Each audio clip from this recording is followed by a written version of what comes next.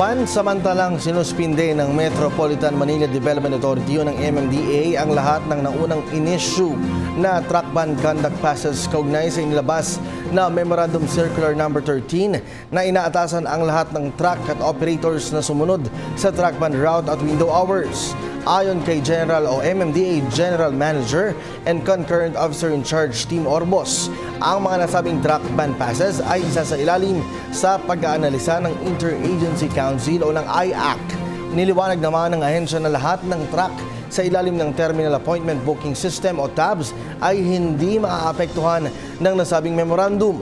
Samantala, ang truck ban hours naman sa ilang bahagi ng Metro Manila ay simula alas 6 ng umaga hanggang alas 10 at magpapatuloy ito ng alas 5 ng hapon hanggang alas 10 ng gabi. Ang mga truck naman na nagdadala ng pagkain na nabubulok o agricultural cargo ay exempted sa truck ban. Ako po si Cathy San Gabriel. Subscribe na sa PTV YouTube channel. I-click lang po ang subscribe button.